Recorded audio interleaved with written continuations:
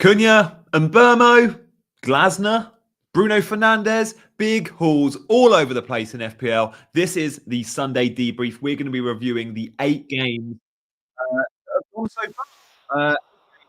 Friday and Saturday, and some big ones with FPL talking points all over. So what have we got coming up? We've got all the visual stuff, the average position maps, the pass maps, the data. We're going to go through game by game, 5 minutes on each game.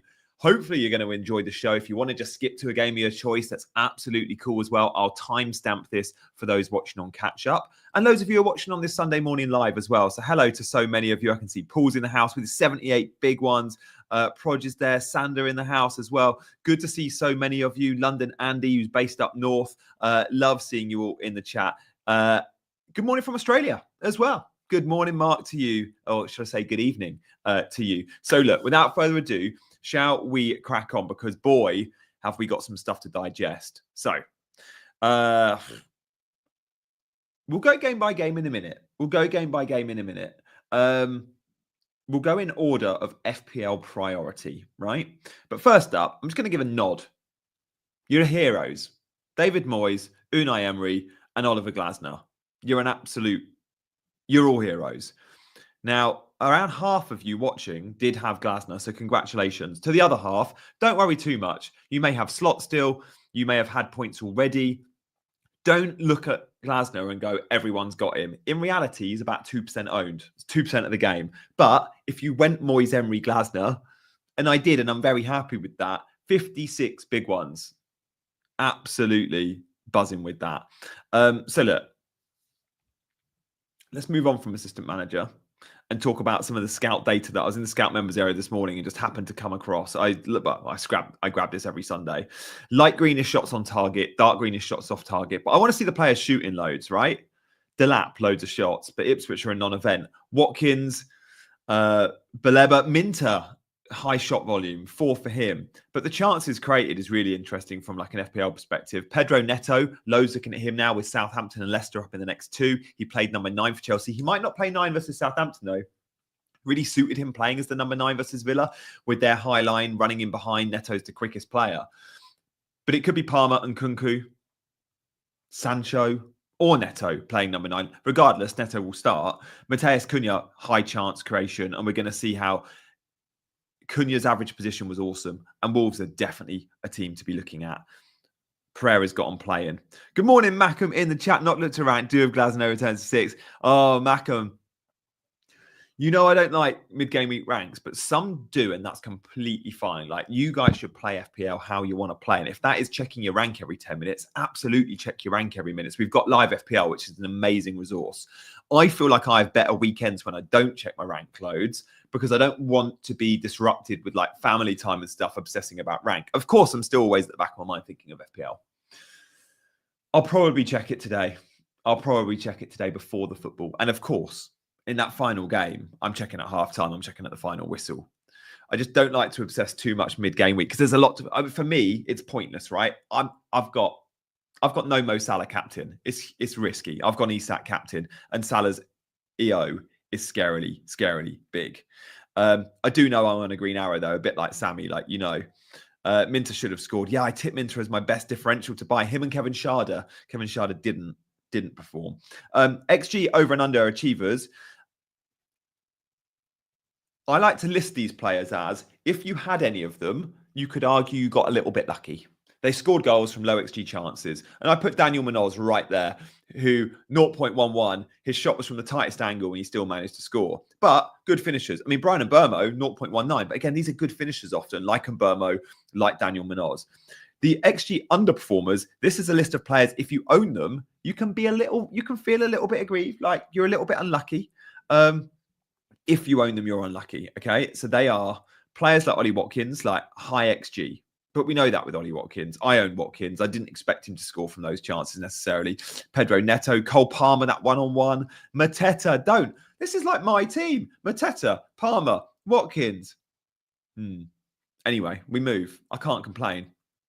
Where do we want to start then, guys? The running order is set, but can be moved, so it's not set. And thanks for all your comments at the in the chat. Look at those stats with Chelsea, 2 home games coming up. Neto worth considering. Yeah, we'll talk about Neto when we get to Chelsea, Proj. I'm going to go game by game to keep it better for those watching on catch up. If you are watching on catch up, you can skip. There'll be timestamps of all the games. But guys, do hit that like button, whether you're live or catch up. That would really help me out. But also, if you fancy subscribing, if we get a good level of subs this morning, I'll give away 5 channel memberships. So to win, you've got to be subscribed. And to write a comment in the chat, you've got to be subscribed. But thank you guys for hitting those buttons. Really appreciate it. It's 9 a.m. on Sunday morning. And 300 of you are deciding to spend it with me. So thank you. There is still time. Loads. We've got the assistant manager chip later. What we've seen with the assistant manager chip before we go game by game is the ceiling. The ceiling's phenomenal. And the ceiling shows us that I think it's worth chasing bonus. I've said this from day one. As soon as the chip came out, I went, I'm not interested in going Slot or Arteta or Pep. I want managers that can hit bonus because I feel like they're the value. Why did FPL price Slot, Pep, Arteta at 1.5, yet these legends at like 0.5 and 0.8? For me, Moyes, Emery and Glasner, because of the bonus and the way the points work, should be the same price, if not more expensive than a Slot or an Arteta. Because they got the ceiling. And you know me as an FPL manager, I'm all about the ceiling when I make my picks. Of course, when I make my manager picks as well. So next season, if the chip stays, my feedback to the Premier League will be get rid of prices for managers. Make them all the same price or make them all 0.0. But there is no way this lot should be cheaper. Let me know if you agree. Like, just don't get it. I don't get why you'd make them cheaper. I said that when the prices were dropped. I was like, what is this? Why would you do that? And we've seen it. Every week there's big upsets, especially mid-table. That Premier League table is not 12th is a lot worse than 8th or 7th. Like, they're just not. There's that mid-table especially. They're coin tosses, a lot of these games. And we see a ton of movement. Anyway, that's enough on assistant manager. Let's get to the games. That's what you lot are here for, I hope. And boy, have we got some good games to go through. We got to start with Palace Fulham because so many of you had the assistant manager chip. Nikolai with me on that. Yeah. In play, I had triple Palace. I'm buzzing. I'm annoyed about Mateta because Mateta had a high XG and he had a goal disallowed as well as the high XG. He did get me an assist, but this isn't about my team. This is about seeing how solid are Palace at the back. And how good are they in attack? This is a team we can target, guys. 0.24 conceded to a good attacking team in Fulham. Yeah, Fulham had an off day, but Palace made them look good. Get your comments in for this game and I'll flash them up. Palace very disciplined away from home. Excellent. And Rowena's in the house. Good to see you, mate. And it's about their away form. It has been magnificent, which is weird for Palace. Historically, they're a team that you go to Sellers Park and they struggle. And they're really good, but actually it's their away form that's better this year. When we see the shots, some big chances in the box, you see right at the bottom, right on the edge of the byline, that little dot with the blue dot at the bottom, right close to the goal, is Munoz's goal, right on the angle. Did very well to score from there. He just put his head down and wellied it, and it went right at the top. Restricted Fulham to 10 shots, all very low XG shots. Now, when you see this defensive shot map for Palace, you go, buy one of their defenders. You can buy a Palace defender, and boy, have I gone big on this. I've said it, I say it every week. Start listening to me, guys, on this one. You can buy a Palace defender that gets clean sheets and concedes 0.24 XG to Fulham, but look where they play on the football pitch. His name is Daniel Munoz, and he is a wide forward. Effectively a wide forward, guys. This isn't away from home average position map. You expect away from home the wing backs to be a bit deeper. Daniel Munoz, honestly, the best thing I've done in FPL this season, and I've not done many things well. I sold Gabriel. I sacked off all my Arsenal. And Gabriel, since game week 20, has got something like 20 odd points. Since game week 20, I went Daniel Munoz. I saved a ton of money and I've got like 46 points. He's doubled more than Gabriel's points. And everyone owns Gabriel because they're scared of a headed goal. Daniel Munoz is a bigger goal threat than Gabriel. Like, so far this season, XG, Daniel Munoz is on 3.6 and he has 3 goals, 4 assists. Gabriel, let's have a look, is on 2.7, 3 goals, 2 assists. So Daniel Munoz has more goals, more assists, and a higher XG, and he's a lot cheaper. I mean, he won't get as many clean sheets, but whatever. Well played, yeah. Munoz, most progressive passing received as well. Yeah, look on the left. It's still from between the posts, by the way. So, yeah, Daniel Munoz is brilliant. The Palace fixtures are there. Of course, Palace are not playing in game week 29. That's annoying for those that aren't using a free hit. But that was part of my strategy to free hit in 29 was I get to keep Palace players. And, Palace have got coming up, right? It's Aston Villa this week, but then it's Ipswich. And then after that, it's Southampton after the blank. Go buy some Palace players. By the way, Mateta, great. And Eze back in the team is obviously good for them. Fulham, we don't need to dwell on. They had an off day. They just had an off day. And look, Palace were very hard to play against. Oh, Andy, no. Benching Munoz. Killer. Still quite low down. It's like 7-8%. He's been a good asset for a long time. Yeah,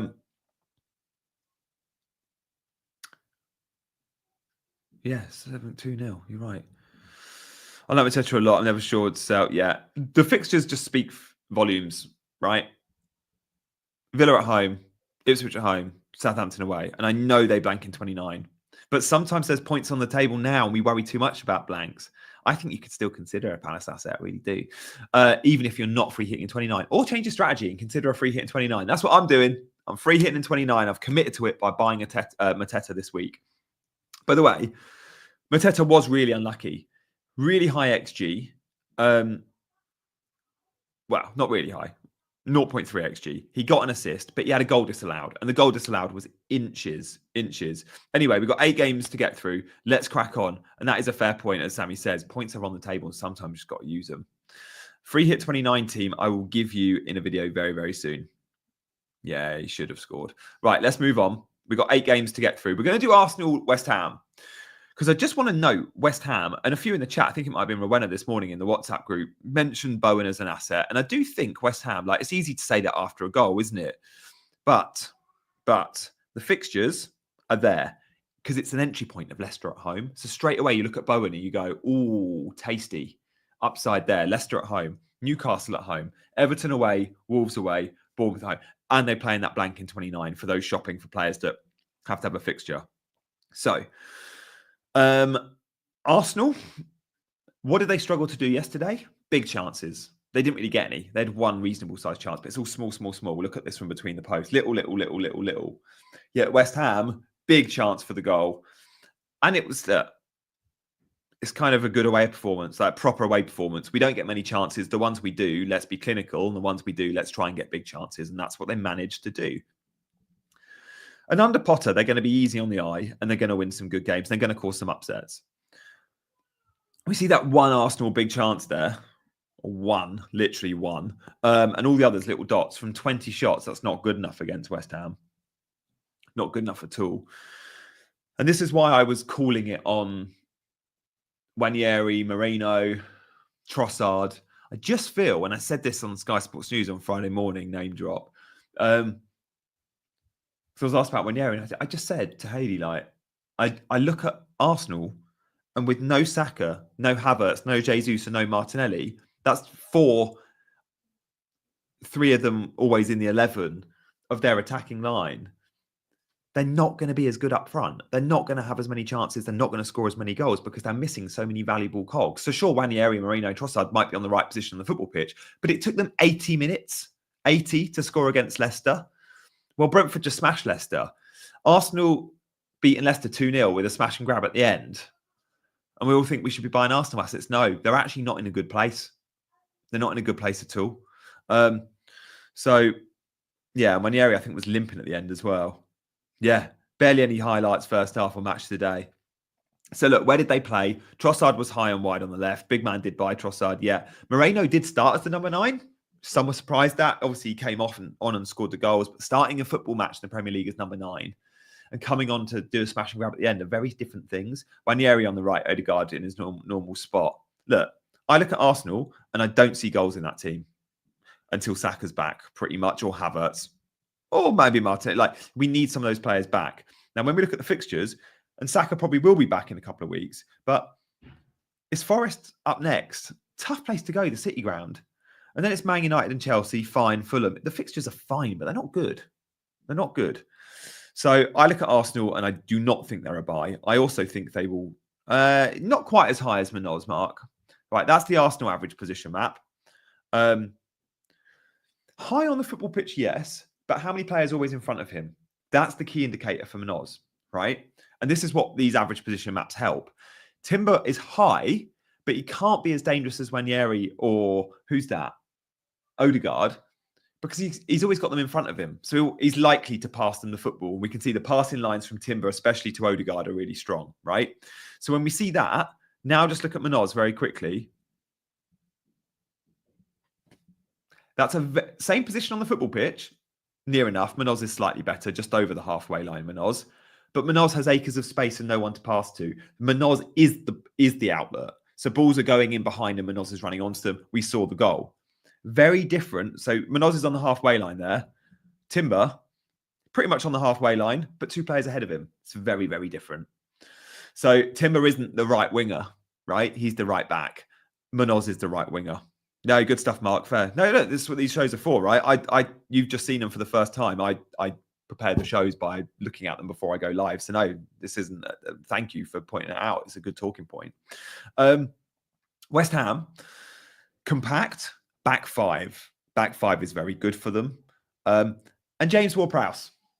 Now, James Ward-Prowse is brilliant at set pieces, and we saw West Ham cause some problems from set pieces. Kudus and Bowen up front in like a 2 is interesting because Ferguson has been signed on loan and he's on the bench. Yeah, didn't have a proper number 9, but maybe they don't need to. Kudus had a very good game. Bowen had a very good game.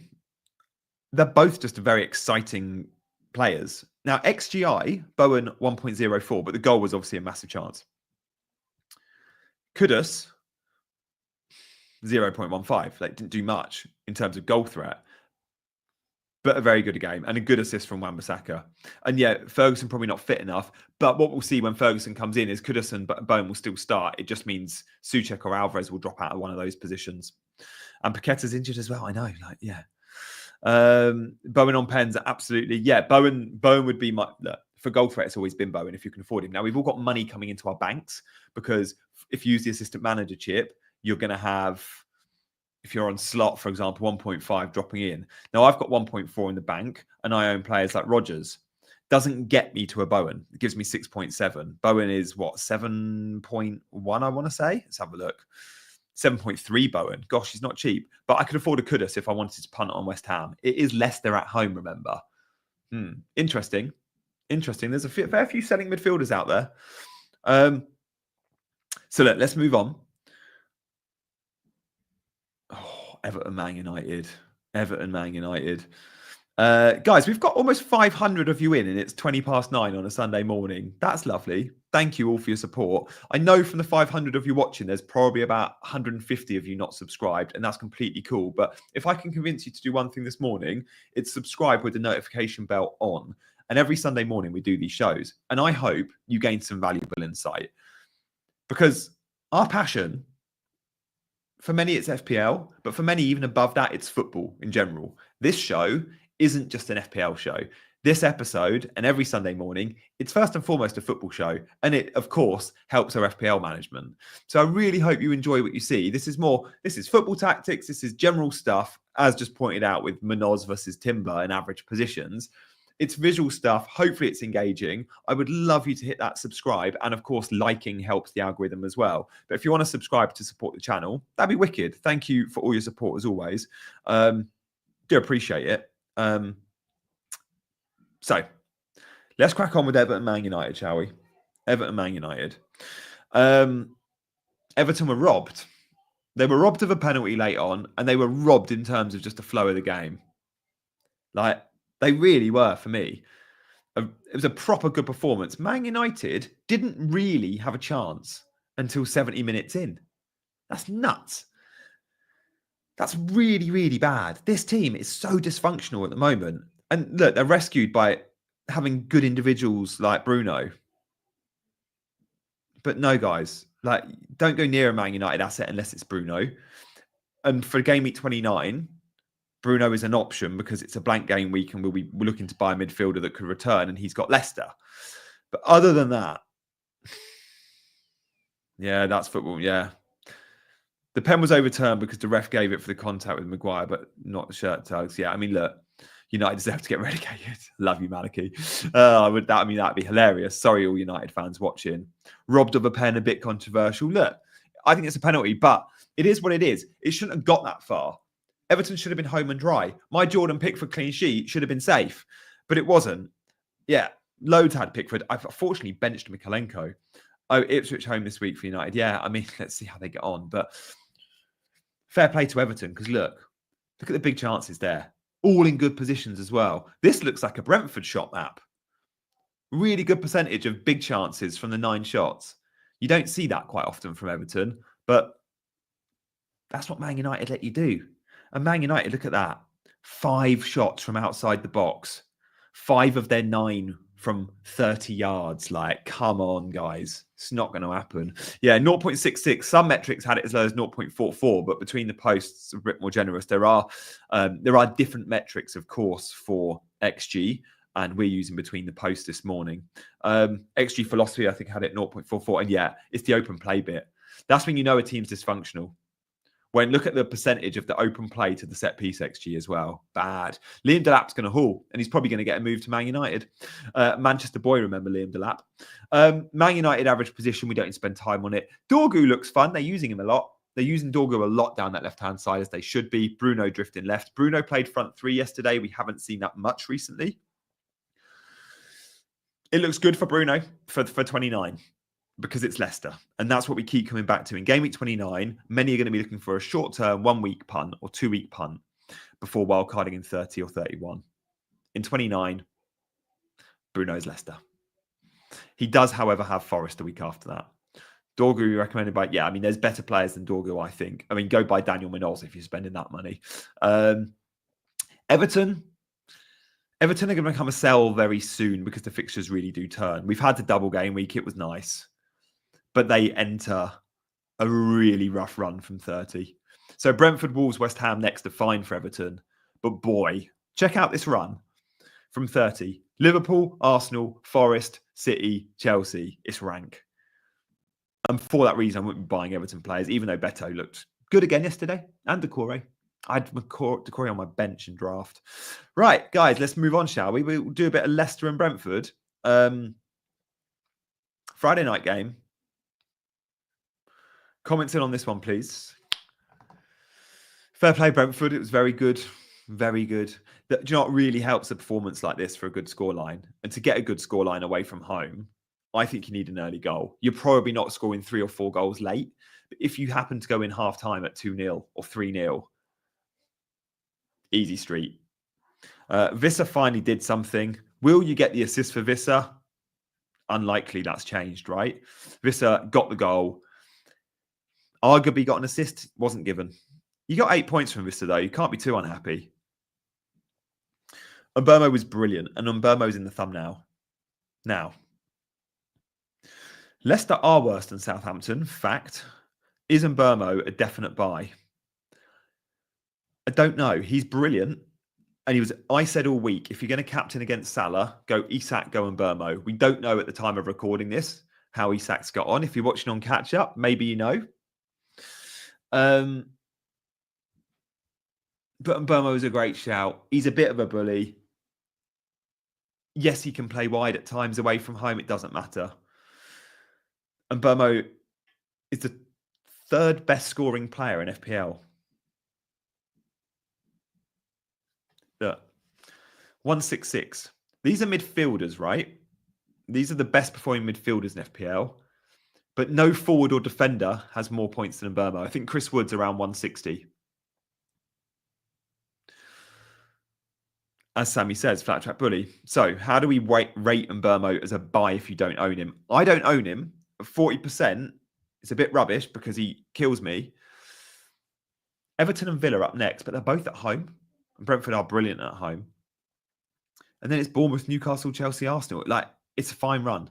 I would love to get Mbeumo in my team. I just can't see how I prioritize him. I just have to suck it up, I think. He's not a must-have, but he's obviously someone to buy if you can stretch to him. I don't have the money to get to Mbeumo, and I've gone Ollie Watkins. In terms, I've gone a big three up front: Mateta, Watkins, and Isak. Hence, I don't have the midfield funds, and I think I'm all right with that. But yeah, Mbeumo is clearly amazing. And Brentford, by the way, like this is where Mbeumo says everyone will say, "Oh, he's too wide away from home." Wide's fine when you're the most advanced man on the pitch, and Bryan Mbeumo was that. And we saw it was a back four from Brentford, and the back four's really been working for them. They tend to play a 5 when they play tough opposition, and that can make Mbeumo even wider. But this was fine. Like Kevin Schade on the left, Damsgaard proper high, a couple of assists, Visser and Mbeumo. Look at that front four. Very distinct. It's like a back 6 front 4 system. Works for them.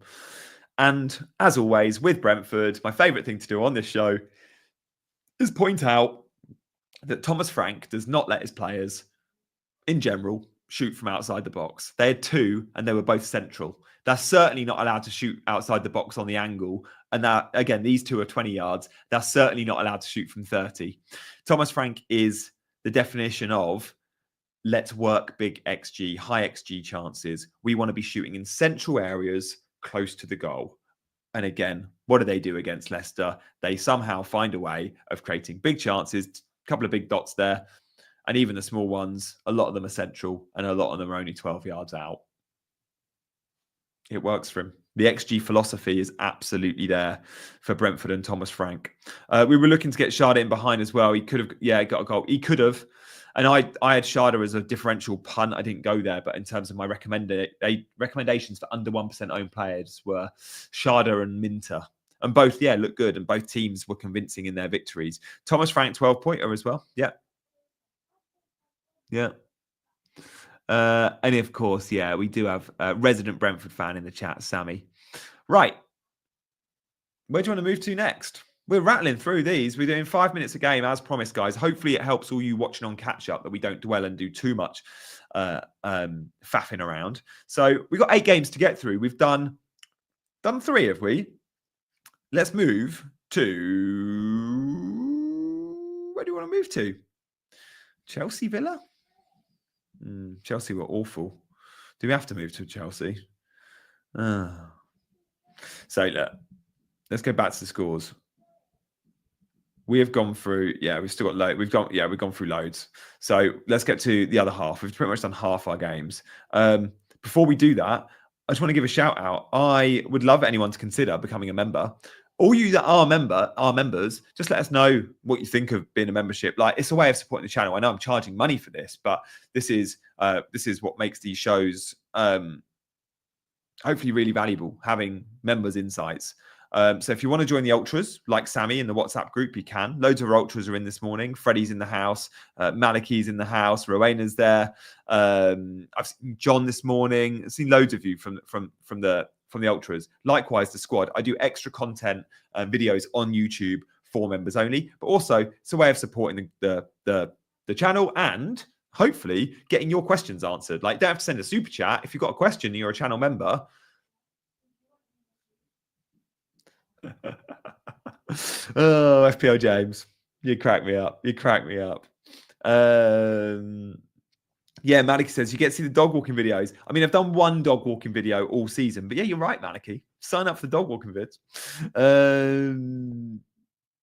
All the help has turned the season around the Ultras. It's quite embarrassing though, Paul. I say join the Ultras, and then in the Ultras, you've got some brilliant FPL managers like you and well, everyone in the chat who are all above me in FPL. Yeah, brilliant. Me at a million rank doesn't sound great, does it? Hopefully next season's a different story. So look, guys, let's crack on with the game, shall we? And thanks, guys. If you can't join or want to support in any other way, you know what to do with likes and subscribes with that notification bell. So, Bournemouth Wolves. Oh, thanks, Rowena. The red card killed it. The red card killed any hope we had of our Bournemouth attackers. And so many have that double Bournemouth attack now, don't they? That double Bournemouth attack. FPL Macon watched the game. I've only seen highlights. And Cunha, not for me. Bournemouth snuffed him out with 10 and ref cost. Yeah, but what does he do? He goes and gets a goal.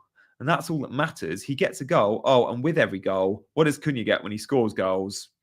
Pretty much, without fail, every time, Not 1, not 2, but 3 bonus points. It's just what he does. So it's a big score for Cunha.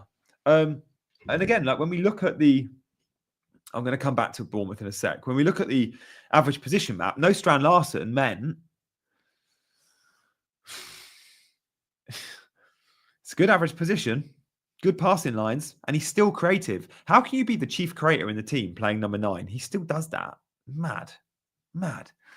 Cunha is talismanic. That is the thing. Yeah. Look, I was between Mateta and Cunha this week. I went Mateta. If you went Gakpo to Cunha, you're very happy with the 9. I like Aït-Nouri. I'm going to say that. I really like Aït-Nouri. I've always liked Aït-Nouri. Similar to Daniel Munoz, he's a real outlet. There's often no one in front of him. We like that. And there's fixtures there for Wolves for clean sheets. I might be shopping for a Wolves defender. I've got players like Mikalenko I'm probably going to get rid of soon. I don't really want double like Everton defence because I've got Pickford. Aït-Nouri at 4.7. Did come off at 79 minutes yesterday. Just want to make sure that's not an injury. When you see a player like Aït-Nouri getting an early sub, you do wonder, but he does get early subs a lot. He's had a 73, 86, 72, 90 and 79 in his last 5. But again, that's not a bad thing for a defender when you can lock in a clean sheet at 75 minutes when you're subbed off. We've seen that with Trent recently. Now, the fixtures coming up for Fulham, I think Wolves, I think they keep 2 clean sheets in the next 3. Certainly in the next 5 or 4.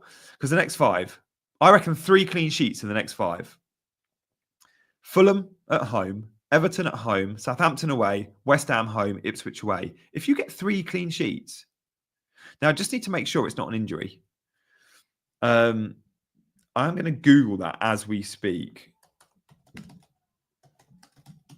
just want to make sure that that wasn't an injury for Aït-Nouri. Well, the Zabani red card was bad and it was a red. It was a lunge and it was high. It was on Aït-Nouri. Now, this happened half an hour in. Now, did Aït-Nouri struggle? I would probably say, because at 30 minutes, Aït-Nouri went down and he had a medical treatment on the pitch. So if he had medical treatment at pitch 30, he managed to play on for another hour, nearly an hour. I expect he went off with that, probably a very bruised leg. Let's hope he's fine. Rodgers looked like a knee injury. I thought it looked like a dead leg, but let's see. So look, that's Wolves and Aït-Nouri. Press conference is going to be key on Monday. Fixtures are banging. And Cunha and Aït-Nouri will be in my free hit 29 team, I expect. Now, Southampton versus Brighton. Let's get to it. Southampton. Who's the worst team in the league? Should we do a poll? I think we got a poll it, haven't we? I think it's Leicester. I would say Leicester, but who do we target more? Do we target Leicester more?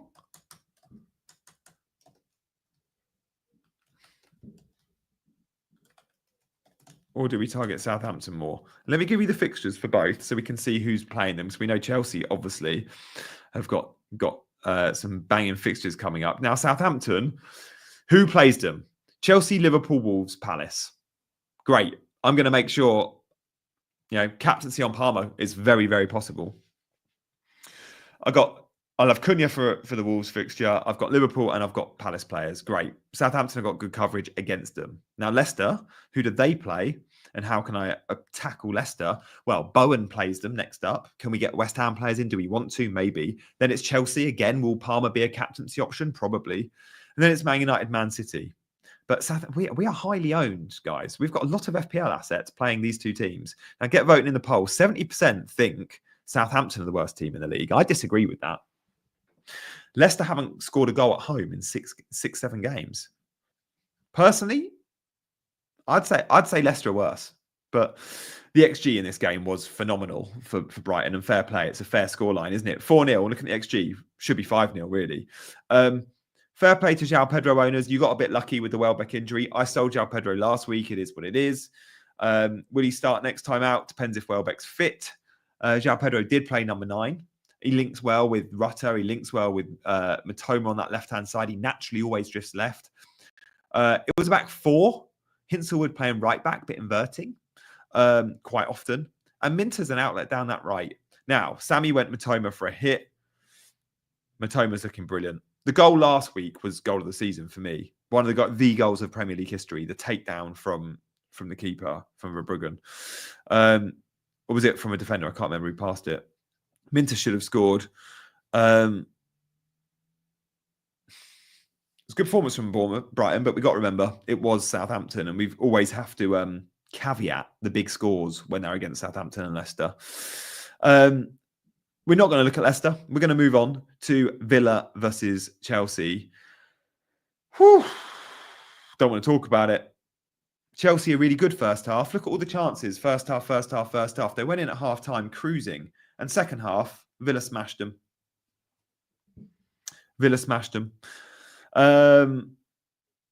So, yeah. Do we buy Pedro Neto? Do we think Neto starts number 9? Doubt it. Look at this. Pedro Neto, number 9, first half was great. This looks like there was 2 Chelsea teams. There was a little team of Chalobah, Gusto, Palmer and James. And there was another team on the left-hand side. And you can't win football matches with 6 or 4 men. Honestly. Don't know what to say. Chelsea have the 2 next best fixtures. I am praying Enzo Fernandez is fit. He was Chelsea's best player yesterday, and he's in my team on my bench. I never start Enzo. Well, I was planning to start him against Southampton and Leicester, and I will if he's fit, but I'm not so sure. The game's Tuesday night. So it is what it is. I personally would consider captaining Palmer given the opposition. Given the opposition, you can captain Cole Palmer, guys. You really can. It's going to be an interesting one. Backing against Salah, but the fixture is so there for Cole Palmer. Southampton, we've just seen, are so bad. Leicester are so bad. You can captain Palmer this week. And I know he missed the one-on-one. He scores that with his eyes closed at the start of the season. I don't know if Pedro Neto starts up top because this game plan versus Villa was run behind. And that suits Neto. He's a proper runner. And he did really well first half. Created the goal. Southampton and Leicester will be deeper. You could see Palmer 9. You could see Nkunku 9. You could see Sancho 9. You could see Neto 9. Don't buy Neto thinking he's going to play number 9. He might do, but that's a coin toss. Neto will start regardless, though, if you do want to go buy him. He's not a bad buy. Personally, I prefer Neto to Nkunku just because Neto's playing better than Nkunku at the minute. We don't know where either will play on the pitch, but both will be attacking, so it shouldn't matter too much. I just hope Enzo's fit. If Enzo didn't limp yesterday, I'd say don't buy Neto or Nkunku, buy Enzo, genuinely, because he's so much cheaper and you can just hide him on the bench after those games. So, but I don't know if Enzo's fit. It looked like it could have been a hamstring. It was 20 seconds to the end. He just pulled up, wasn't mentioned on comms, didn't come off. After the game, he was sort of not crying. He was really. I don't know if it's because Chelsea lost or because he was injured, but he was expressive at the end of the game, Enzo. Just note that. We're not going to dwell on Villa because not many are buying Villa assets now anyway. Yeah, Ollie Watkins is still good. Neto under 1% own is worth consideration. In terms of prices, they're all cheap. Neto's more expensive than Nkunku, I think, is he? Neto's 6.2 and Nkunku is 5.7. I don't mind the Neto punt. Just Enzo injury, though, isn't it? Right. Ipswich Spurs, where are we at? How are we doing for likes and subscribes, by the way? We're 39 minutes in. Did we get to our 200 like target? Guys, I really want to give away some channel memberships. But only 5 of you have subscribed this morning. That can't be right. 5 people from 660. No way. It's weird. I'm refreshing it. It's up to date. So, okay, if 20 of you subscribe between now and the next 10 minutes or 5 minutes, we'll give away 5 channel memberships. Come on, hit that subscribe button, and we'll give away. We'll do some giveaways. Give away 5 channel memberships. But you got to hit the subscribe button to have a chance of winning. Guys, where in the world are you all watching from, by the way? Give me some countries. Give me some countries. Swifty's just joining. Good morning, Swifty. Good morning, everyone. If you are just joining, stay with us, but probably go back and watch the last 39 minutes because I've gone game by game. I'm going to timestamp them all. Where are you watching from? Warrington, Egypt, Norway, New Zealand, Australia, Derby, Sweden, Poland, India. Good stuff, pal. The Midlands. Love that. Norway, Melbourne, Wales. Just woke up. Egypt, Cape Town. India again. Russia. We don't have too many in Russia. Shout out Russia. Indonesia. Japan. Shout out Japan. We never have people in Japan. Singapore. We often have Eric in. Good lad. Newcastle. Sunderland. Great Yarmouth. Yes, Jack. Dublin. But Brummy. Nice, Andy. Uttoxeter. Malaysia. There we go. Cape Town, my favourite city in the world. Thailand as well. Right. Sunny Surrey. Okay. Where's Jishin? Where is Jishin? Googling it. Oh, it's in Czech Republic. Nice. Shout out Czech Republic.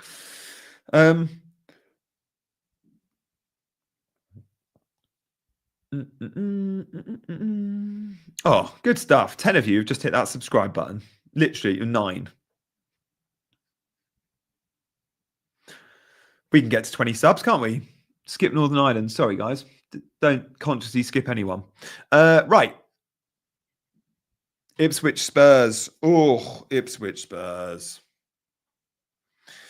Great scoreline. Pretty even football match. That's the best summary I can give. Now, I like to spend more time on the teams that are of huge FPL interest. Ipswich are a non-event. Spurs are worth looking at. And I like to joke with our WhatsApp group that I'm not going to spend time on Spurs because there's so many Spurs fans in there. But look, Spurs are, on their day, a very good attacking team. We can say that. They will always give you chances.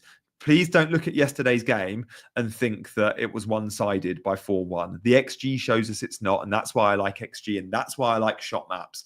Now, we can see from the shot maps, Ipswich had 17 efforts. They should be doing better than 1 goal from 17 efforts, but a lot of low-level chances. Spurs with that one big chance on there. Kulusevski is great. I love Kulu. I think he's Spurs' best player. And he's 6.3 million. I've always liked Maddison as an FPL option. I wish Ange loved him as much as I did. Maddison, again, 26 minutes only yesterday. The fixtures aren't bad for Spurs, but they're not great. And for that reason, I don't see Spurs as a buy right now. But yeah, Spurs clearly hate XG. Look at that. 0.00. Well, and they concede a lot of chances from XG as well. I think, hasn't Ange Postecoglou been quoted, Sammy, saying something like he doesn't believe in a set-piece coach or something like that? 53 goals in the Premier this season for Spurs. There we go. It's a very good point, Rowena. I'd always say this about Ange Postecoglou. You can always back the Ange attack. I started the season with double Spurs attack for that reason. Son and Solanke, I think I had. Right. There we go. I'm not gonna show you the Ipswich average position players. By the way, Mateus Tau is playing number 9. When Solanke's back, that will change, of course.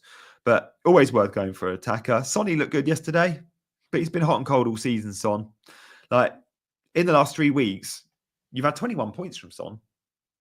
Low-key good, that. 4 assists, 21 points in the last 3 weeks. But he's expensive.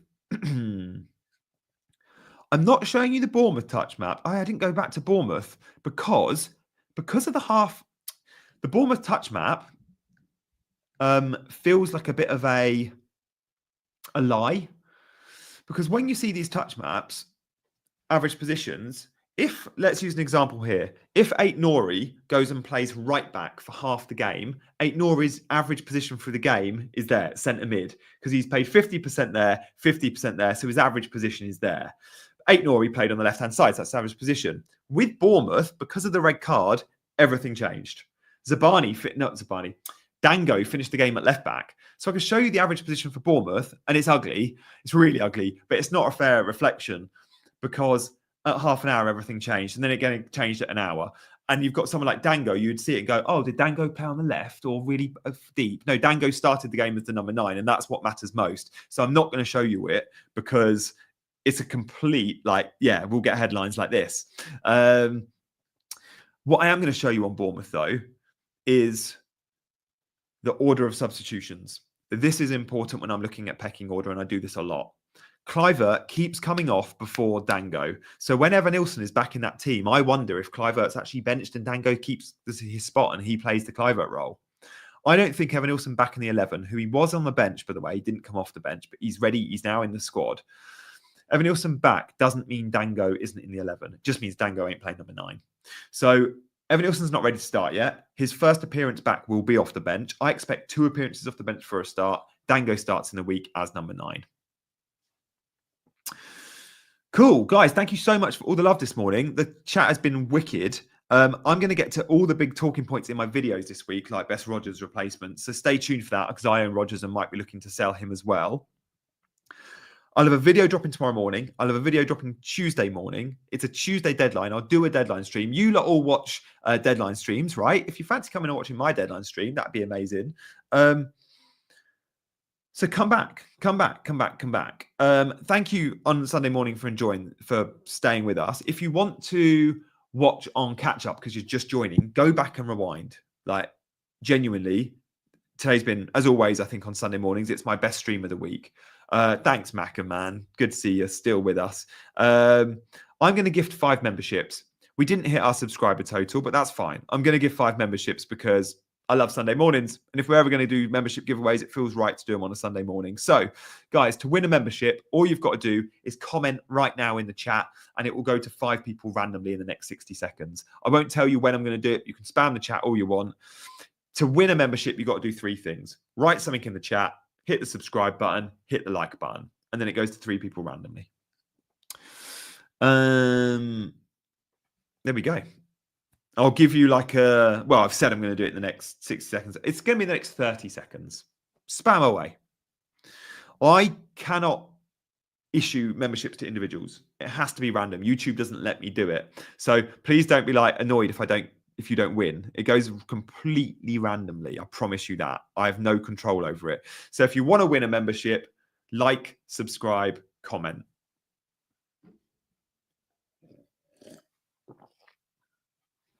I'm slurping away. Sorry, guys.